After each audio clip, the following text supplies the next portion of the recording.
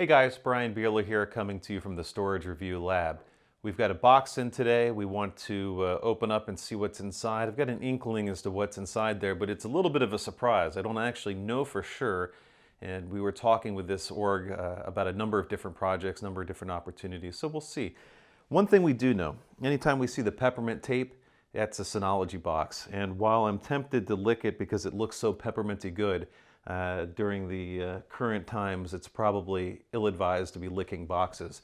So we will not lick the box, but we will go ahead and open it with our trusty box opener that Kevin secured for us some time back.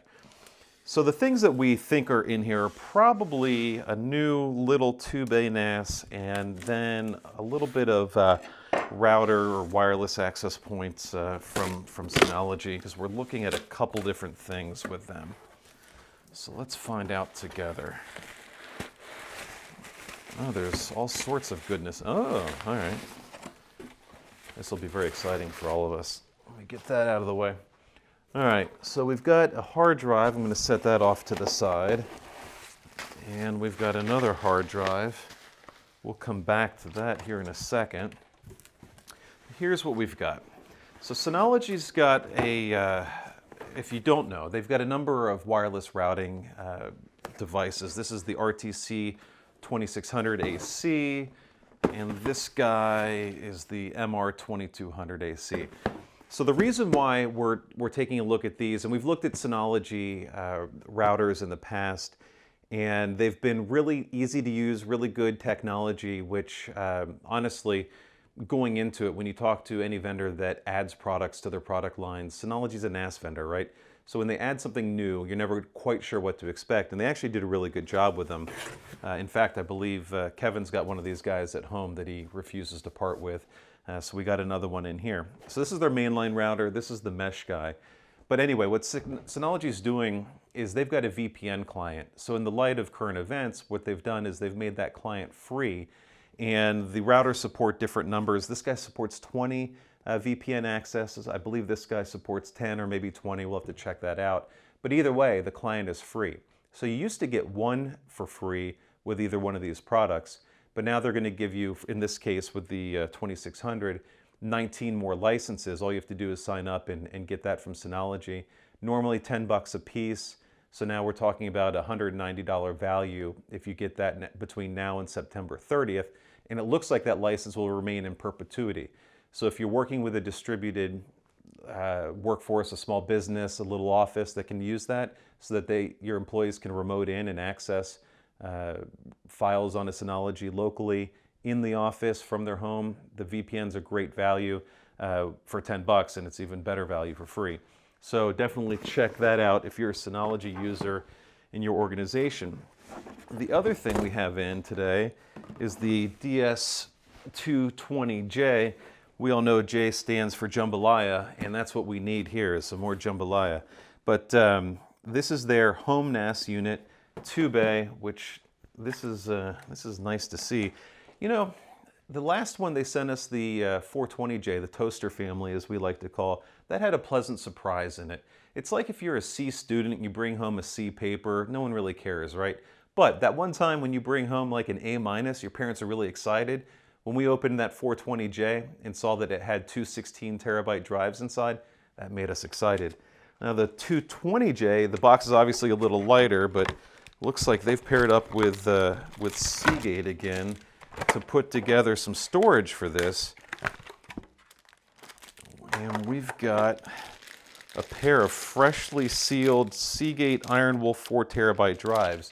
That's nice to see. Very good bonus. We'll put those in this system and get it operational. And if Seagate and Synology are so inclined as they have been lately, we will be giving that away at some point to a local, to a loyal Storage Review follower. So you've got that to look forward to. So just like all of their other NASs, this one's packaged in a nice little box, bright white, slick design, Synology logo and vent on the side. The front's got all the drive indicators.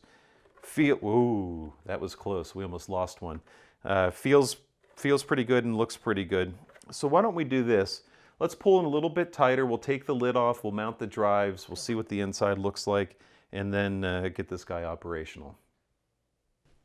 All right, so as we take a closer look at the 220J, we've got the standard power button that'll have an activity light, 2 disk activity lights, status light, LAN light, and around back we've got the fan, of course, 2 USB ports, onboard LAN, security slot, and power adapter.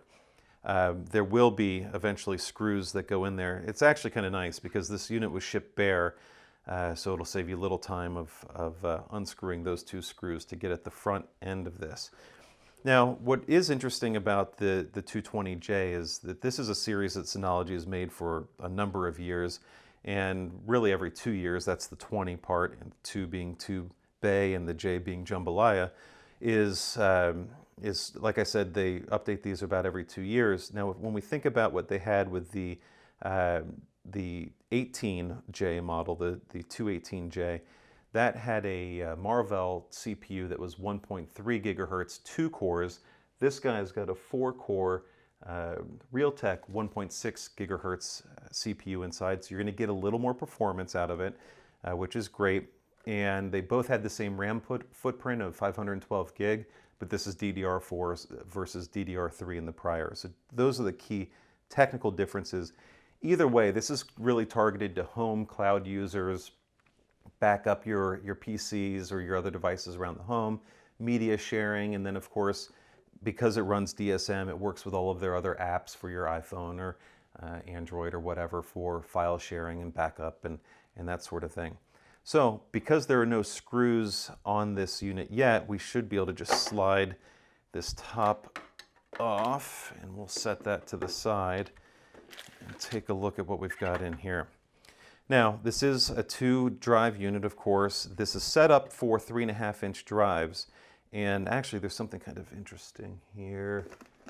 If we look in the accessory area where they've got some screws and other parts, you'll see this little guy.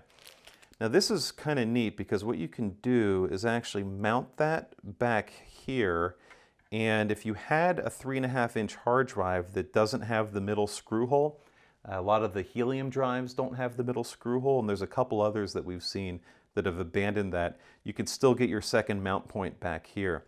Now, we don't need that for this particular deployment if we're going to use these drives, because as you can see, we've got the standard 3-screw mount here, and we'll be able to clip these guys in, connect them, and there's screws in there to do that as well. If you want, you can run 2.5-inch drives in here. You can use the Kevin Special 1-screw mounting system, or you can get a little bracket adapter. Synology probably sells them. There's 100 of them out there to do a little SATA adapter guy for a 2.5-inch drive to go in a 3.5-inch drive bay. But overall, real simple design, easy for the user to access, to put the 2 drives in, slam this lid back on, and you're good to go. Again, running DSM, the full stack in a really cost-effective unit. Before shooting this video, it looked like on Amazon these guys were going for like $175 bare, which is pretty remarkable because at that point, really what you're buying is DSM. I mean, honestly, that's the value add that you get from these units, in addition to having 2 bays. So you've got a little bit of redundancy. Set this up in RAID 1, run DSM on it, have your files on it, but let's be smart about it too, okay? Let's back them up to the cloud or use one of the USB ports on the back, or do both, but use one of these USB ports, have another portable drive or desktop hard drive there to back up locally. Let's back up offsite onto the cloud and be smart about it. Or you can back up to another Synology unit. So actually what Kevin has done in his home is he's got a Synology NAS in his basement, keeps all of his files on it, and then he shoots a backup over the wire to another Synology unit at his parents' house in another state. I won't tell you where that is so we don't go hunting down Kevin's files and trying to steal his important data. But that's another way to do it. Anyway, again, DSM is great. We're gonna jam these IronWolfs in from Seagate, so we'll have 8 terabytes total. We'll do a 4 terabyte RAID 1 group and see what it can do. It's not going to be about throughput and big numbers. We'll probably see 100 and something megabytes per second, which is fine. This is really about bringing all of the power of Synology's DSM, upgraded RAM, upgraded CPU over the 18 model, and having all those cloud capabilities for a home or maybe even a little tiny office.